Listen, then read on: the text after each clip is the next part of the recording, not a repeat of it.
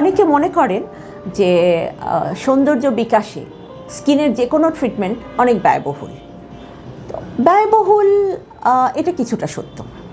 আপনি যখনই আপনি যেমন আছেন তার থেকে একটু ভালো থাকতে চাইবেন, আর একটা বয়সের পর গিয়ে সবার স্কিন একটু ড্যামেজ হবে, বা এছাড়া আপনার স্কিন ডিজিজ রিলেটেড ক্ষেত্রে আপনি স্কিনটাকে একটু ভালো করতে চান, ভালো রাখতে চান, তাহলে ব্যয়বহুল তো হবেই।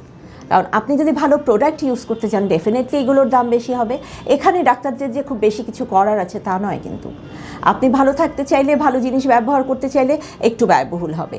আর এরপরে আসি আমরা প্রসিডিওরে। যে কোনো প্রসিডিওরাল সিস্টেমে যদি চাই আমরা, সেটা পিলিং করি, সেটা আমরা বোটক্স ফিলার করি, সেটা আমরা লেজার করি, পিআরপি, মাইক্রোনিডলিং, এক্সোসোম, হোয়াট এভার, যেটাই করতে চাই না কেন আমি, সেটা অবশ্যই একটু ব্যয়বহুল হবে। আপনার স্বাদ আছে কিন্তু সাধ্য নেই। স্বাদ এবং সাধ্যের সমন্বয়ে যখন আপনি চাইবেন তখনই চিকিৎসাটা করবেন।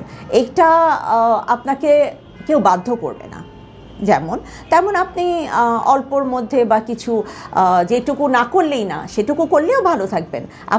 আপনাকে জোর করে করতেই হবে এমন কিন্তু কোনো কথা নেই। এমন না যে আপনি সবাই করছে বলে সেই জোয়ারে গা ভাসিয়ে আপনি পারছেন না তারপরও করছেন। এরকম করা আমার মনে হয় ঠিক হবে না। আপনারা ততটুকুই করবেন যতটুকু আপনাদের পক্ষে সম্ভব। বাধ্য হবেন না। অন্য কারো কথায় ইনফ্লুয়েন্স হয়ে, কারো কথায় প্রলুব্ধ হয়ে, কারো কিছু দেখে প্রলুব্ধ হয়ে এই ধরনের চিকিৎসার প্রলোভনে পড়বেন না।